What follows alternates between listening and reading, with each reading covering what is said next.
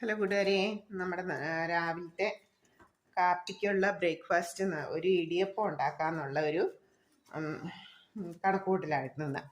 അപ്പം നമ്മൾ അതിനുള്ള പരിപാടികളാണ് ചെയ്തുകൊണ്ടിരിക്കുന്നത്. അപ്പം നമ്മൾ ഇടിയപ്പത്തിന് നമ്മൾ കടയിൽ നിന്ന് വാങ്ങുന്ന പൊടിയാണെങ്കിൽ അപ്പപ്പൊടി, പത്തിരിപ്പൊടി എന്നൊക്കെ പറഞ്ഞ് ആ പാക്കറ്റിൽ കിട്ടുന്ന നൈസ് പൊടി,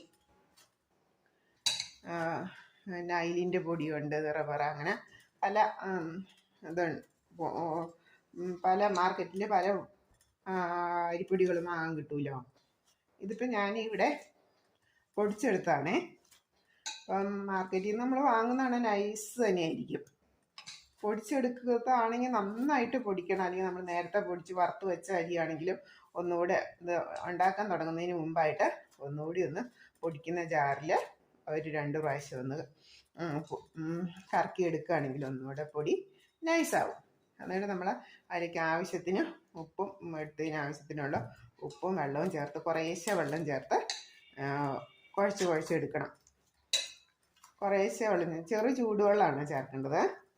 ചൂടുവെള്ളത്തിൽ കുഴയ്ക്കുമ്പോഴാണ് അതൊന്നുകൂടെ നമുക്ക് നൈസായിട്ട് കിട്ടുന്നത്. ചെറിയ നമ്മുടെ കൈ കൊണ്ട് കുഴയ്ക്കാൻ പാകത്തിന് ചൂട് വേണം. അങ്ങനെ നമ്മൾ നന്നായിട്ട് പ്രസ് ചെയ്ത് കൊടുക്കുകയാണെന്നുണ്ടല്ലോ, ഈ പൊടി ഒന്നുകൂടെ മയം വരും. വെള്ളം അധികം ആകാനും പാടില്ല, എന്നാൽ കുറയാനും പാടില്ല. കുറഞ്ഞാലും നമ്മുടെ ആച്ചിലിട്ട് നമ്മൾ നൂല് ഇങ്ങനെ ഞെക്കിയെടുക്കുമ്പോഴത്തേക്കും നമുക്ക് ശരിയായിട്ട് കിട്ടില്ല.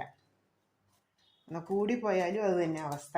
അതുകൊണ്ട് ആദ്യം നമ്മൾ കയ്യിലൊഴിച്ച് അധികം വെള്ളം ഒഴിച്ച് നനച്ചാലും പിന്നീട് ഏകദേശം ഇതുപോലെ പാകമായി വന്നു കഴിയുമ്പോൾ നമ്മൾ കുറേശ്ശെ കയ്യിലിങ്ങനെ വെള്ളം തൊട്ട് എടുക്കാവുള്ളൂ. എന്നിട്ട് വീണ്ടും കുഴച്ച് നോക്കണം. ഇത് കുഴച്ചെടുത്ത് കഴിഞ്ഞാൽ പിന്നെ നമുക്ക് ഈസിയാണ്, പെട്ടെന്ന് തന്നെ ചെയ്തെടുക്കാം.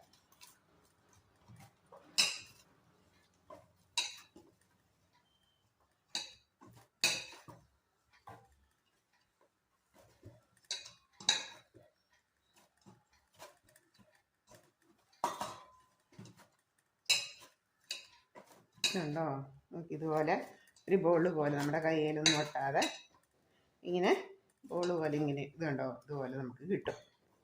ഞാൻ വീണ്ടും പ്രസ് ചെയ്യുന്ന എന്താണെന്ന് ചോദിച്ചാൽ നൈസായിട്ട് കിട്ടാൻ വേണ്ട, അല്ലെങ്കിൽ സോഫ്റ്റായിട്ട് കിട്ടുന്നതിന് വേണ്ട. അരിപ്പൊടിയൊക്കെ ഒന്നുകൂടി ഒന്ന് പ്രസ്സായി നമ്മളിങ്ങനെ കുഴയ്ക്കുന്ന അനുസരിച്ച്, ബലം പിടിച്ച് കുഴയ്ക്കുന്ന അനുസരിച്ച് അത് സോഫ്റ്റായി കിട്ടും.